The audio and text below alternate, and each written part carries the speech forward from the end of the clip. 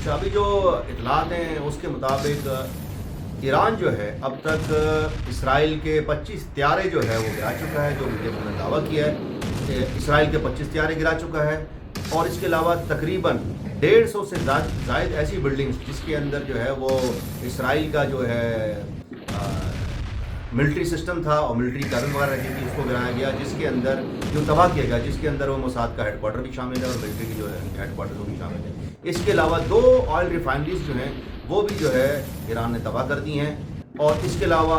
جو supply chain کے جو 2 روڈ تھے اہم، وہ بھی انہوں نے توڑ دی ہیں، اور اس کے علاوہ جو ایران کے اندر بغاوت کی جا رہی تھی،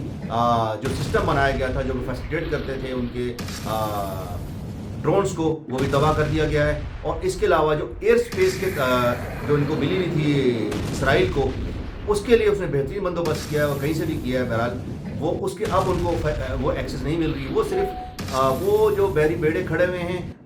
جو پانی کے اندر جو امریکا کے ہیں سمندر کے اندر کھڑے ہوئے ہیں، وہ جو ایکسیس ان کو دے رہے ہیں اسرائیل کو، وہی مل رہی ہے، باقی اس کو کہیں سے نہیں مل رہی۔ اور اس کے علاوہ جو ہے 6 ڈیپو جو ہیں جس کے اندر انہوں نے اسلحے اور میزائل راکٹس رکھے ہوئے تھے، وہ انہوں نے تباہ کیے ہیں۔ یہ اب تک کی خبروں میں جو میڈیا پہ ہے اس کے مطابق ایران نے ان کو بھاری نقصان پہنچایا ہے، اور 150 کے قریب عمارتیں گرانا ایک بہت بڑا جو ہے وہ فوجی مار گرانا بہت بڑا جو ہے ایک وہ مارجن ہے۔ اور اس کے علاوہ جو ہے ان کے ڈرونز کی جو ٹیکنالوجی جو کہ ڈیولپ ہوتی تھی اسرائیل کی تل ابیب کی جگہ پر، جہاں پر ان کا ایک سسٹم تھا، وہ اس کو بھی جو ہے ایران نے تباہ کرنے کا دعویٰ کیا ہے۔ تو اب تک کی ان تمام خبروں میں جو میڈیا پہ آ رہی ہیں اس کے مطابق اسرائیل کو جو ہے بھاری جو ہے قیمت چکانی پڑ رہی ہے اپنے اس حملے کی۔